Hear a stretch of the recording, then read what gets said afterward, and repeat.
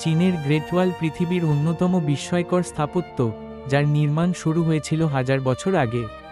এটি শুধু একটি প্রতিরক্ষা প্রাচীর নয়, বরং চীনা সভ্যতার দৃঢ়তা ও ঐক্যের প্রতীক। বিশাল দৈর্ঘ্য এবং জটিল নির্মাণশৈলী এই প্রাচীরকে অনন্য করে তুলেছে। ইতিহাসে গ্রেট ওয়াল শত্রুদের আক্রমণ প্রতিহত করতে গুরুত্বপূর্ণ ভূমিকা রেখেছিল।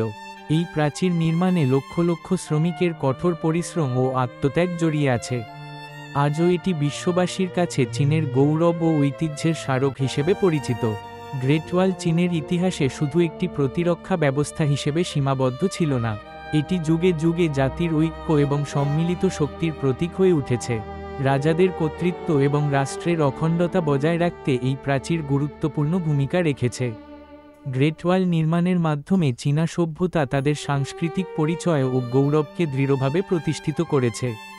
এটি দেশের জনগণের সাহস, অধ্যবসায় এবং ঐক্যের এক অনন্য নিদর্শন। প্রাচীর নির্মাণের প্রধান কারণ ছিল উত্তর দিক থেকে আসা যাযাবর জাতির আক্রমণ ঠেকানো। বিশেষ করে মঙ্গল, হুন এবং অন্যান্য মধ্য এশীয় যোদ্ধারা প্রায়ই এই অঞ্চলে হামলা চালাত। তাদের আক্রমণ থেকে সুরক্ষা পাওয়ার জন্যই এই বিশাল প্রাচীর নির্মাণ করা হয়েছিল। এটি শুধু প্রতিরক্ষার জন্য নয়, বরং সীমান্ত নিয়ন্ত্রণ ও নিরাপত্তা নিশ্চিত করার জন্য গুরুত্বপূর্ণ ছিল। এই প্রাচীরের ফলে স্থানীয় জনগণ কিছুটা স্বস্তিতে বসবাস করতে পারত এবং কৃষি ও ব্যবসা বাণিজ্যও নিরাপদ ছিল। প্রাচীনকাল থেকে শুরু করে প্রায় 2000 বছরেরও বেশি সময় ধরে বিভিন্ন রাজবংশের রাজারা এই দেয়ালটির নির্মাণ, সংস্কার এবং সম্প্রসারণে অবিরাম প্রচেষ্টা চালিয়েছেন। তাদের ঐকান্তিক শ্রম ও পরিকল্পনার ফলে এই দেয়ালটি ধীরে ধীরে এক বিশাল ও মহাকাব্যিক স্থাপত্যের রূপ নেয়।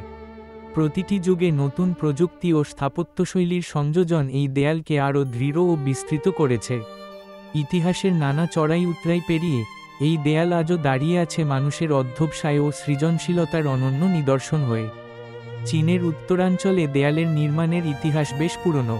খ্রিস্টপূর্ব 7ম শতাব্দীতে বিভিন্ন রাজ্য নিজেদের সীমান্ত রক্ষা ও শত্রুদের আক্রমণ প্রতিরোধের জন্য মাটির প্রাচীর ও প্রহরী কেন্দ্র তৈরি করতে শুরু করে। এই প্রাচীরগুলো ছিল মূলত প্রতিরক্ষা ব্যবস্থা, যা স্থানীয় জনগণ ও সম্পদকে নিরাপদ রাখতে সাহায্য করত। সময়ের সাথে সাথে এই দেয়ালগুলো আরও বিস্তৃত ও শক্তিশালী হয়। চীনের ঐতিহাসিক ও সাংস্কৃতিক ঐতিহ্যের অংশ হিসেবে এই দেয়ালগুলো আজও গুরুত্বপূর্ণ। চীন শি হুয়াং চীনের ইতিহাসে প্রথম সম্রাট হিসেবে পরিচিত, যিনি বিভিন্ন রাজ্যকে একত্রিত করে একটি একক সাম্রাজ্য গড়ে তোলেন। তার শাসনামলে তিনি বিচ্ছিন্ন রাজ্যগুলোর প্রতিরক্ষা প্রাচীরগুলোকে সংযুক্ত করার নির্দেশ দেন। এই উদ্যোগের ফলে চীনের বিখ্যাত গ্রেট ওয়াল এর সূচনা ঘটে। এই প্রাচীর কেবল সামরিক প্রতিরক্ষার জন্যই নয়, বরং চীনের ঐক্য ও শক্তির প্রতীক হিসেবেও বিবেচিত হয়। চীন শি হুয়াংয়ের এই সিদ্ধান্ত চীনের ইতিহাসে এক নতুন অধ্যায়ের সূচনা করে। চীনের প্রাচীর নির্মাণে হাজার হাজার শ্রমিক, সৈন্য, বন্দী ও কৃষক অংশগ্রহণ করেছিলেন। নির্মাণ কাজ ছিল অত্যন্ত কঠিন ও শ্রমসাধ্য, যার ফলে বহু শ্রমিক প্রাণ হারান। নির্মাণের সময় যারা মৃত্যুবরণ করেন, তাদের অনেকের মৃতদেহ দেয়ালের নিচেই সমাহিত করা হয়েছিল। এই নির্মাণ কাজ মানব ইতিহাসের এক বেদনাদায়ক অধ্যায় হিসেবে বিবেচিত হয়। শ্রমিকদের আত্মত্যাগ ও কষ্টের ফলেই আজ এই বিশাল স্থাপনা আমাদের সামনে দাঁড়িয়ে আছে। চীনের গ্রেট ওয়াল নির্মাণ কোনো একক সময়ে সম্পন্ন হয়নি, বরং এটি বিভিন্ন যুগে বিভিন্ন রাজবংশের শাসনামলে ধাপে ধাপে নির্মিত ও সম্প্রসারিত হয়েছে। প্রতিটি রাজবংশ তাদের নিজস্ব প্রতিরক্ষা কৌশল ও বাণিজ্যিক প্রয়োজন অনুযায়ী দেয়ালের দৈর্ঘ্য ও গঠন পরিবর্তন করেছে। কখনো শত্রু আক্রমণ ঠেকাতে, আবার কখনো সীমান্ত বাণিজ্য নিয়ন্ত্রণের জন্য দেয়ালটি নতুনভাবে নির্মাণ বা সংস্কার করা হয়েছে। এইভাবে গ্রেট ওয়াল চীনের ইতিহাস ও সংস্কৃতির এক জীবন্ত নিদর্শন হয়ে উঠেছে। হান রাজবংশের শাসনামলে চীনের দেয়ালটি আরও উত্তর দিকে সম্প্রসারিত করা হয়। এই সময় দেয়ালটি বিখ্যাত সিল্ক রোডের সঙ্গে সংযুক্ত হয়, যা পূর্ব ও পশ্চিমের মধ্যে বাণিজ্যিক যোগাযোগ সহজ করে তোলে। দেয়ালটি শুধু সামরিক প্রতিরক্ষার জন্যই নয়, বরং অর্থনৈতিক বাণিজ্যেরও গুরুত্বপূর্ণ প্রতীক হয়ে ওঠে। এর ফলে চীন তার সীমান্ত রক্ষা এবং আন্তর্জাতিক বাণিজ্য উভয় ক্ষেত্রেই উল্লেখযোগ্য অগ্রগতি লাভ করে। এই সংযোগ চীনের সাংস্কৃতিক ও অর্থনৈতিক বিকাশে গুরুত্বপূর্ণ ভূমিকা রাখে। সুই ও তাং রাজবংশের শাসনামলে চীনের বিখ্যাত প্রাচীরের কিছু অংশ ধ্বংস হয়ে যায়। তবে মিং রাজবংশের সময় এই দেয়ালটি পুনরায় নির্মাণ এবং আরও শক্তিশালী করা হয়। মিং শাসকেরা প্রতিরক্ষা ব্যবস্থাকে উন্নত করতে দেয়ালটিকে নতুনভাবে গড়ে তোলে। এই সংস্কার ও পুনর্নির্মাণের ফলে দেয়ালটি তার ঐতিহাসিক গুরুত্ব ফিরে পায়।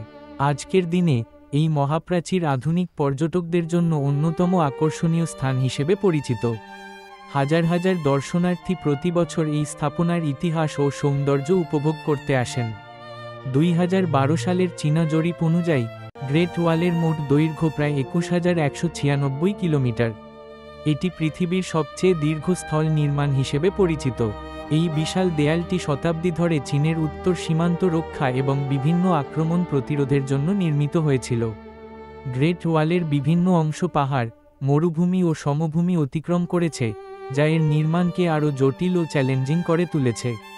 ইতিহাস, সংস্কৃতি এবং স্থাপত্যের দিক থেকে এটি বিশ্ববাসীর কাছে এক অনন্য নিদর্শন। আজও এই দেয়াল পর্যটকদের আকর্ষণ করে এবং চীনের ঐতিহ্য ও প্রতিরক্ষার প্রতীক হিসেবে বিবেচিত হয়। দেয়ালটি পূর্ব চীনের দানডং শহর থেকে শুরু হয়ে পশ্চিমে গবি মরুভূমি পর্যন্ত বিস্তৃত। এই দীর্ঘ পথ পাড়ি দিতে গিয়ে দেয়ালটি পাহাড়, উপত্যকা, নদী এবং মরুভূমির মতো নানা ভূপ্রকৃতি অতিক্রম করেছে। এর ফলে দেয়ালের উচ্চতা ও প্রস্থ বিভিন্ন স্থানে ভিন্ন ভিন্ন। কোথাও এটি অনেক উঁচু ও প্রশস্ত, আবার কোথাও অপেক্ষাকৃত নিচু ও সরু। এই বৈচিত্র্য দেয়ালটির নির্মাণশৈলীতে বিশেষ বৈশিষ্ট্য যোগ করেছে। প্রাচীরের গায়ে নিয়মিত ব্যবধানে প্রহরীক্ষ, টাওয়ার, সিগন্যাল পোস্ট এবং সামরিক দুর্গ নির্মাণ করা হয়েছিল। এসব কাঠামো একদিকে যেমন নিরাপত্তা জোরদার করত, অন্যদিকে দ্রুত বার্তা আদান প্রদানের সুবিধাও দিত। প্রহরীরা এসব স্থানে অবস্থান করে শত্রুর গতিবিধি পর্যবেক্ষণ করতেন এবং প্রয়োজনে সতর্ক সংকেত পাঠাতেন। টাওয়ার ও সিগন্যাল পোস্টের মাধ্যমে দূরবর্তী অঞ্চলেও দ্রুত তথ্য পৌঁছে যেত। সামরিক দুর্গগুলো ছিল সেনাদের জন্য নিরাপদ আশ্রয় ও প্রতিরক্ষার কেন্দ্রবিন্দু। এই সমন্বিত ব্যবস্থা পুরো প্রাচীরকে আরও কার্যকর ও শক্তিশালী করে তুলেছিল। নির্মাণ কাজে ব্যবহৃত উপকরণ অঞ্চলভেদে পরিবর্তিত হয়েছে। মরুভূমি অঞ্চলে সাধারণত মাটি, বাঁশ এবং কাঠের ব্যবহার বেশি দেখা যায়, কারণ এসব উপকরণ সহজলভ্য ও পরিবেশের সঙ্গে মানানসই। অন্যদিকে পাহাড়ি এলাকায় পাথর ও ইটের ব্যবহার লক্ষ্য করা যায়, যা স্থায়িত্ব ও শক্তির জন্য উপযোগী। স্থানীয় পরিবেশ, জলবায়ু এবং উপকরণের সহজলভ্যতা এই পার্থক্যের মূল কারণ। বিভিন্ন অঞ্চলের নির্মাণশৈলীতে এই উপকরণগুলোর বৈচিত্র্য একটি গুরুত্বপূর্ণ ভূমিকা রাখে। মিং রাজবংশের সময় চীনের নির্মাণ প্রযুক্তিতে উল্লেখযোগ্য অগ্রগতি ঘটে। দেয়াল নির্মাণে চুন, চালের মিশ্রণ এবং বিভিন্ন প্রাকৃতিক উপাদান ব্যবহার করা হয়। এই বিশেষ মিশ্রণ দেয়ালকে আরও শক্তিশালী ও টেকসই করে তোলে। ফলে বহু শতাব্দী পেরিয়েও দেয়ালের অনেক অংশ আজও অক্ষত রয়েছে। এই উন্নত প্রযুক্তির কারণে মিং যুগের স্থাপত্যশৈলী বিশেষভাবে প্রশংসিত। এটি চীনের ঐতিহাসিক স্থাপত্যের এক অনন্য নিদর্শন হিসেবে বিবেচিত হয়। নির্মাণের মোট খরচ নির্দিষ্টভাবে জানা না গেলেও এটি চীনের ইতিহাসে অন্যতম ব্যয়বহুল স্থাপত্য প্রকল্প হিসেবে বিবেচিত হয়। এই প্রকল্পের জন্য বিপুল পরিমাণ অর্থ, শ্রম ও সম্পদ ব্যয় হয়েছিল। এর ফলে দেশের অর্থনীতিতে উল্লেখযোগ্য প্রভাব পড়ে এবং অনেক মানুষের জীবিকা ও সামাজিক পরিবেশ পরিবর্তিত হয়। নির্মাণ কাজের সময় বহু শ্রমিক নিয়োজিত ছিলেন, যাদের জীবনযাত্রায়ও পরিবর্তন আসে। এই স্থাপত্য শুধু অর্থনৈতিক নয়, সামাজিক ক্ষেত্রেও দীর্ঘস্থায়ী ছাপ রেখে গেছে।